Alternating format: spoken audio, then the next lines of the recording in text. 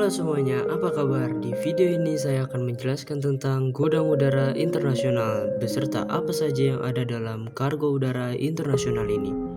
Tapi sebelum itu saya akan memperkenalkan diri saya terlebih dahulu.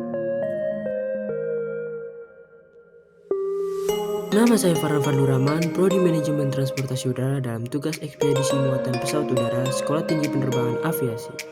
Nah, berikut adalah spesifikasi gudang udara internasional. Yang pertama ada port to port. Port to port adalah layanan ini sangat singkat dan paling sederhana. Kegiatan yang dilakukan hanya sekedar menerima barang dari pelabuhan saja.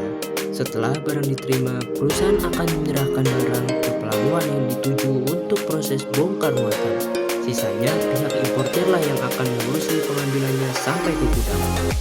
Nah, disitulah proses penurunan dan pengecekan barang impor tersebut dengan teliti. Apakah ada kesalahan, kekurangan, atau kerusakan barang? Jadi, port to port ini hanya diantarkan ke port saja. Pengurusan biaya lainnya diurus oleh yang bersangkutan. Port to port ini juga biasa diartikan di mana shipper atau pengirim barang mengantarkan barang kirimannya ke perusahaan pengiriman atau forwarder company yang telah ditunjuk di tempat asal shipper dan dikirim ke port penerima barang. Dan yang selanjutnya yang kedua adalah port to door. Port to door adalah layanan yang kedua ini memberikan gambaran pekerjaan dalam proses pengangkutan muatan dari pelabuhan di tempat pembongkaran. Setelah barang dibongkar, perusahaan akan mengambilnya dan mengantarkannya ke gudang penerima sesuai yang dijanjikan. Jika dilihat dari pekerjaannya, tanggung jawabnya hanya terbatas pada pengambilannya di lokasi pembongkaran muatan. Barang akan diperiksa satu persatu secara teliti, lantas didistribusikan ke gudang penerima saja. Sementara itu, urusan pengiriman dari port 1 ke port pembongkaran bukan menjadi tanggung jawabnya, dan di mana pihak eksportirlah harus memastikan bahwa barang berada di pelabuhan pengiriman melalui pengaturan pribadinya dan bukan dari pintu masuknya kargo tersebut. Nah, selanjutnya adalah door to port.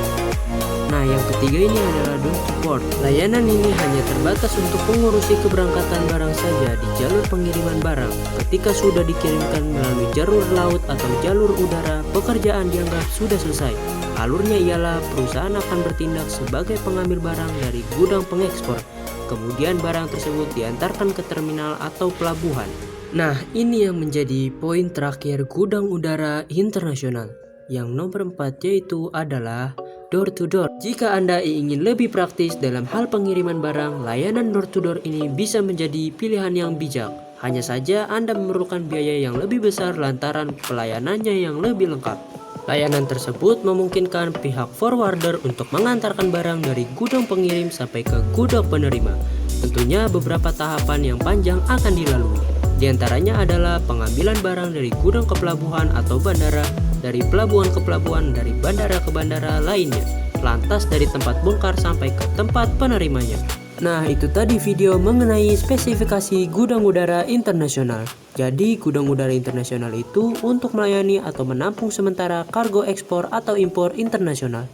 Jadi, segitu saja video singkat dari saya. Terima kasih sudah menonton. Thanks for watching and have a nice day.